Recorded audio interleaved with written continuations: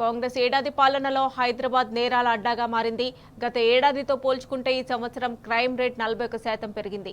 ఈ సంవత్సరం మొత్తం 35,944 ఎఫ్ఐఆర్లు నమోదయ్యాయి. కిడ్నాప్ కేసుల్లోనూ 88% పెరుగుదల నమోదైంది.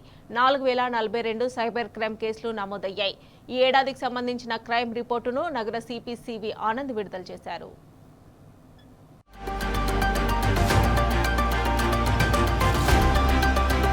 హైదరాబాద్లో ఈ ఏడాది నేరాలు భారీగా పెరిగాయి. 2023తో పోలిస్తే 2024లో 41% నేరాలు పెరిగినట్టు వార్షిక నివేదిక వెల్లడించింది. నగర పోలీస్ కమిషనరేట్కు సంబంధించిన 2024 వార్షిక నివేదికను Hyderabad police commissioner CV Anand city police ఉన్నతాధికారులతో కలిసి విడుదల చేశారు.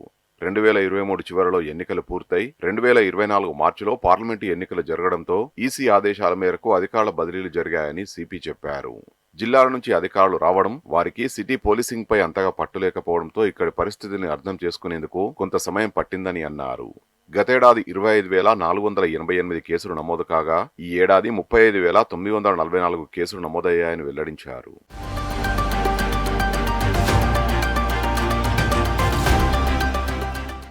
ప్రాపర్టీ క్రైమ్లో మనం చూసుకుంటే ఆస్తికి సంబంధించిన నేరాలు దాంట్లో 67% పెరుగుదల ఉంది. అంటే సింపుల్ థెఫ్ట్స్, టెక్నికల్ డెకాయిటీస్ ఏవైతే ఉన్నాయో నేను వివరాలు తెలియజేస్తాను. కానీ డిటెక్షన్ పర్సంటేజ్ ఏదైతే ఉందో అది 59% ఉంది.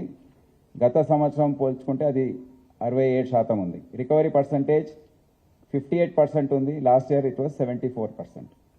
Murder for gain, dacoity, robbery, snatchings, thefts ఇవన్నిట్లో కూడా మనం పెరుగుదల చూస్తూ ఉన్నాం. ఇంకో అంశం సైబర్ క్రైమ్. మనందరూ తెలుసు, కొత్త బెడద, కొత్త ముప్పు ప్రజలకు ఉన్నది సైబర్ క్రైమ్తో. విపరీతంగా డబ్బు పోగొట్టుకుంటున్నారు ప్రజలు. ఎంత చెప్పినా, ఎంత అవేర్నెస్ సెషన్స్ చేసినా ఆ ట్రెండ్ కంటిన్యూ అవుతూ ఉంది. 36 రకాల సైబర్ ఫ్రాడ్స్ మనము ఈ సంవత్సరం చూసాం. ముఖ్యంగా దాంట్లో డిజిటల్ అరెస్ట్ అనేది ఎక్కువ శాతం రిపోర్ట్ అవుతున్నాయి. డిజిటల్ అరెస్ట్లో దాదాపు 100 కోట్ల రూపాయలు పోగొట్టుకుంటున్నారు.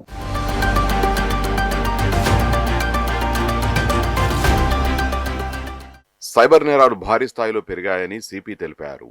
ఈ ఏడాది 4,042 కేసులు నమోదు కాగా సుమారు 296 కోట్ల రూపాయలను సైబర్ నేరగాళ్లు ప్రజల నుంచి కొట్టేశారని చెప్పారు.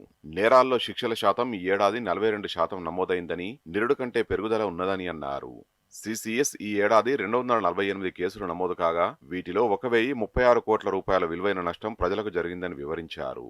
ట్రాఫిక్ పరిధిలో ఈ ఏడాది 48,81,352 చలాన్లు వేశామని, ఎన్ఫోర్స్మెంట్ పక్కాగా చేయడంతో రోడ్డు ప్రమాదాల్లో మరణాల సంఖ్య గతేడాది 327 కంటే ఈ ఏడాది 215కు తగ్గిందని వెల్లడించారు.